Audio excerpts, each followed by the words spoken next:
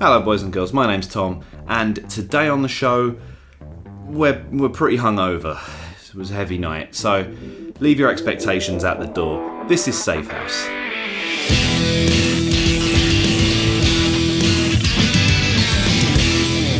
This week has seen a lot of monkey-themed news with the starting filming. Nearly vommed.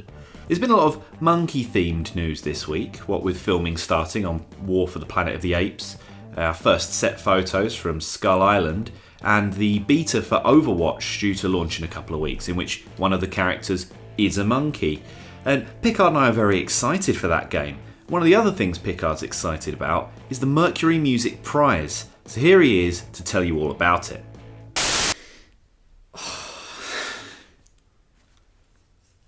Nominations for the 2015 Mercury Music Prize were announced earlier this week. The award, which has been around since 1992, highlights some of the best albums that have been released that year, and a panel of judges come together and pick the best one. The eventual winner of the award is usually a little out there, although sometimes mainstream artists have picked up the win. In the past, we've seen the likes of Portishead, Alt J and Arctic Monkeys pick up the prize. Radiohead, who have been nominated 3 times, have never won. What's that all about? Anyway, this year's selection of nominees are of a similar makeup. You've got the likes of Florence and the Machine, Ghost Poet and Aphex Twin all up for the award. If I had to pick a few favourites though, my first would probably be Wolf Alice's My Love Is Cool. The band have been releasing EPs for the last gazillion years and this is finally their album. It's grungy, it's rocky, it's pretty awesome. Slaves channel some of the best and perhaps some of the worst of old British punk rock with Are You Satisfied? Shouting about all the problems of the world with the raw aggression of a passionate drunk at 3 a.m. But I tend to root for some of them weird electronic shit, so this year I'm going for Jamie XX's In Colours to pick up the prize. It's basically a history lesson in British electronic music, covering a myriad of different subgenres that you can either rave to or just chill out to. For now though, we can only speculate. The winners will be announced in November 20th, so perhaps take this time to check out some of the artists for yourself. It's hardly breaking news now that Hulk is going to be teaming up with Thor in Thor Ragnarok coming out in 2017. With rumours circling for the past million years about a Planet Hulk film, it looks like Marvel have sidestepped their legal issues around a solo Hulk outing and dropped some form of that story into the third part of the Asgardians trilogy. If I had to throw some wild speculation around, I imagine that Thor will take Hulk to Asgard to find peace. Sneaky Loki will have them banished to an alien world where they can get their gladiator battle on, and then the now obligatory Infinity Stone will turn up and they'll use that to save the day. But which one? Some people don't even know what the Infinity Stones... I've sort of phased out there. But which one? But which one? Which one? Which one? Which one? I don't know. I just want to go to bed. Please let me go to bed. But which one? It's hit me. It's hit me. I was having such a good morning. Now it's hit me. But which one? Some people don't even know what the Infinity Stones do. We know there's 6 of them, and Thanos needs them for reasons. So I'm going to unravel that little mystery for you. This is my definitely true guide to the Infinity Stones. Purple! First seen in Guardians of the Galaxy, this is the Dancing Stone. It allows all who possess it to have sweet dance moves like the demon love child of Michael Jackson and Gene Kelly. It currently resides on Xandar, where the Nova Corps hosts sick raves. Red! The Red Infinity Stone debuted as the Ether in Thor the Dark World and is the MacGuffin Stone. The wielder of this powerful gem has the ability to build entire films around an item of their choosing, wasting the time of all who view it, just to set up a plot device for a later entry in the series. Blue! The first Infinity Stone we saw in the Marvel Cinematic Universe was the Blue Stone, or the Fire in my Legion Stone.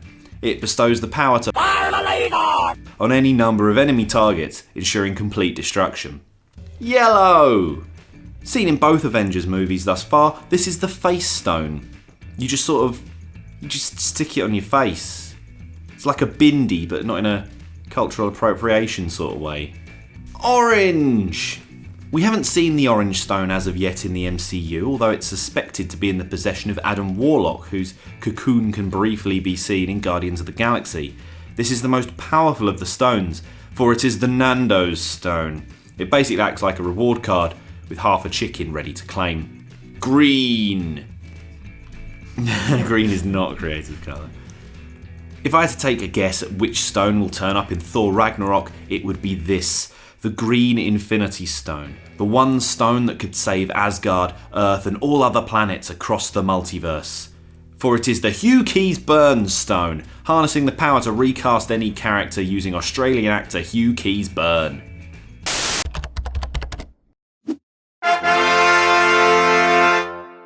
The Tomorrow Corporation have made a bit of a name for themselves over the last few years, making slightly weird but also very interesting indie games. And that's no different with their latest release, Human Resource Machine. It's a tough, complex and fascinating little puzzle game which has you programming can't even read. It's a tough, complex and fascinating little puzzle game which has you programming human workers to complete logic and math problems in an oppressive and heavily monitored work environment. Where so many puzzle games are difficult because you just really don't know what the fuck to do half the time. Human Resource Machine is good because all the pieces you need are there, but it's just about rewiring your brain to kind of work out which order to do them all in. I've never tried actual programming myself, so I don't know how it relates to the actual thing, but I imagine it's probably as frustrating and satisfying when you finally work out a solution to something. Like their previous title, Little Inferno, I feel there's some social commentary to glean from the whole affair. Stuff on jobs, how big businesses treat their employees, and what we do to find satisfaction in our lives. It's only about £6 on Steam now. You can buy it directly from the developers to give them a bit more money. I suggest you do it right away. What would it be like to be the last man on Earth? Not the last person, just the last man. That's the question that FX aim to tackle when they bring Brian K. Vaughan and Pia Guerra's graphic novel Why the Last Man to the small screen. A series of comics created from... Oh my god, I can't even read it.